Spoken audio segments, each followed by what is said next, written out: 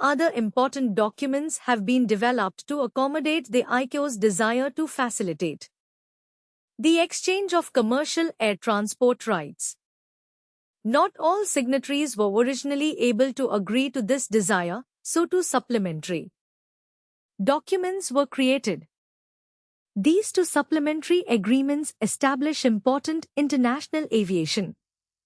The first agreement, the International Air Services Transit Agreement, makes provision for the aircraft of any participating state to fly over or land the technical reasons in the territory of any other participating state. The second agreement, the International Air Transport Agreement, further provided for the carriage of traffic between the state of registry of an aircraft and any other participating state.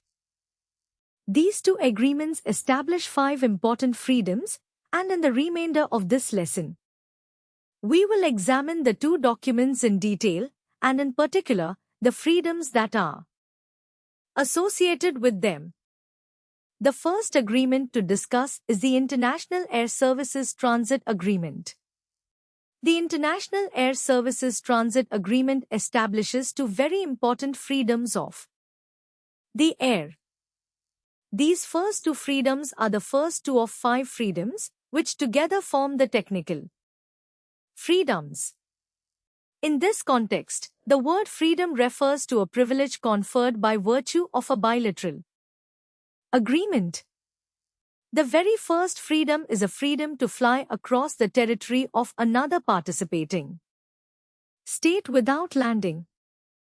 The second freedom allows for a privileged land in another participating state for non-traffic purposes like refueling or repairing, but not for the uplift or discharge of passengers, cargo or mail.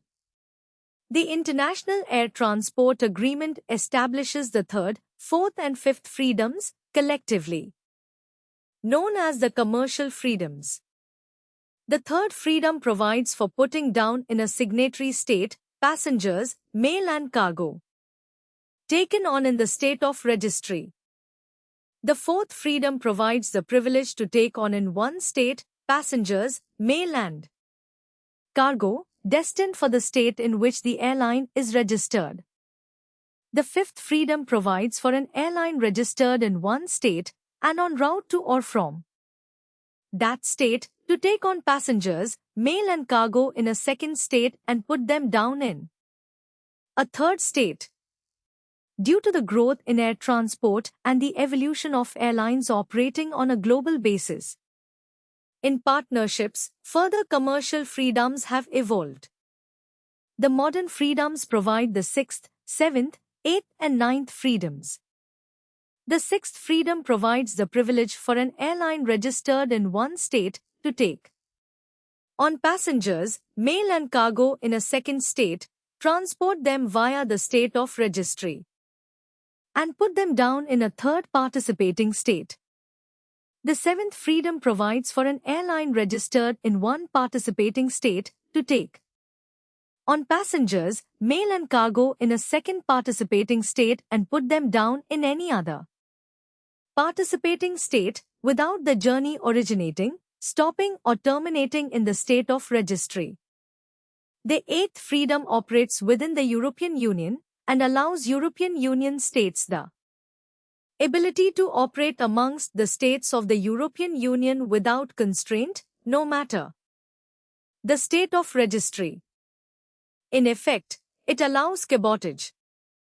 The 9th and final freedom was created as a direct result of a conference in Kuala Lumpur that allow booking code sharing between airline operators.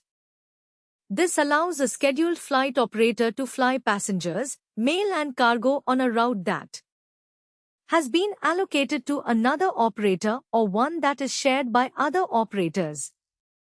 Unlike the first 5 freedoms, freedoms 6 to 9